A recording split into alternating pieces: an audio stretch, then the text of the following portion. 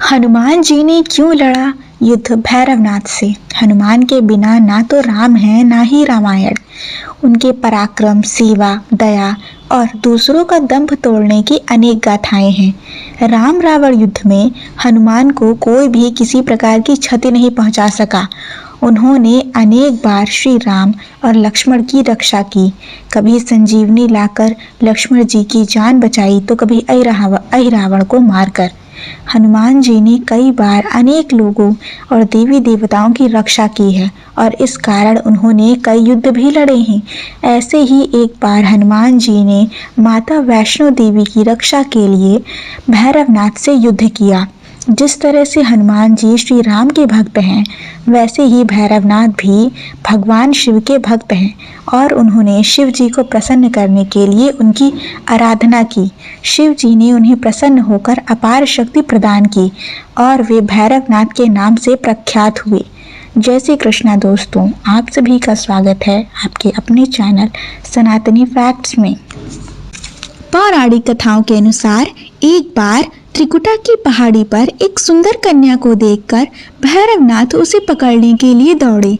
तब वह कन्या वायु रूप में बदलकर त्रिकुटा पर्वत की ओर उड़ चली। भैरवनाथ भी उनके पीछे भागे। माना जाता है कि तभी मां की रक्षा के लिए वहां पवन पुत्र हनुमान पहुंच गए। हनुमान जी को प्यास लगने पर माता ने उनके आग्रह पर धनुष से पहाड़ पर बाण चलाकर एक जल धारा निकाली और उस जल में अपने केश धोए। फिर वहीं एक गुफा में प्रवेश कर माता ने 9 माह तक तपस्या की। इस दौरान हनुमान जी ने वहां पहरा दिया। भैरवनाथ अब भी माता वैष्णो देवी को ढूंढ रहे थे। उस दौरान एक साधु ने भैरवनाथ से कहा कि तू जिसे एक कन्या समझ रहा है वह आदि शक्ति जगदम्बा है, इसलिए उस महाशक्ति का पीछा छोड़ दे। भैरवनाथ ने साधु की बात नहीं मानी। तब गुफा की दूसरी ओर से मार्ग बनाकर माता वैष्णो वहां से बाहर निकल गई। यह गुफा आज भी अर्धकुमारी या आदि कुमारी या गर्भजून के नाम से प्रसिद्ध है। अर्धकुमारी के पहले माता की चरण पादुका भी है।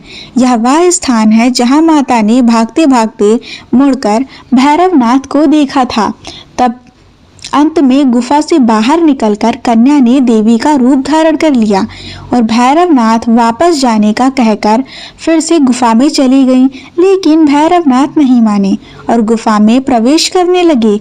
यह देखकर माता की गुफा पर पहरा दे रहे हनुमान जी से उन्हें युद्ध के लिए ललकारा और दोनों के बीच कई महीनों तक भीषण युद्ध चलता रहा। युद्ध का कोई अंत नहीं था। ऐसे युद्ध को देखकर माता वैष्णो देवी ने महाकाली का रूप धारण कर भैरवनाथ का वध कर दिया। कहा जाता है कि अपने वध के बाद भैरवनाथ को अपनी भूल का पश्चाताप हुआ और उन्होंने मां से क्षमा दान की भीख मांगी। माता वैष्णो देवी जानती थी कि उन पर हमला करने के पीछे भैरव की प्रमुख मंशा मोक्ष प्राप्त करने की थी। तब उन्होंने न केवल भैरव को पुनर्जन्म के चक्र से मुक्ति प्रदान की, बल्कि उसे वरदान देते हुए कहा कि मेरे दर्शन तब तक पूरे नहीं माने जाएंगे जब तक कोई भक्त मेरे बाद तुम्हारे दर्शन नहीं करेगा। अगर आपको वीडियो अच्छी लगी हो तो वीडियो को लाइक और सब्सक्राइब करें और कमेंट में जय मां दुर्गा जरूर लिखें।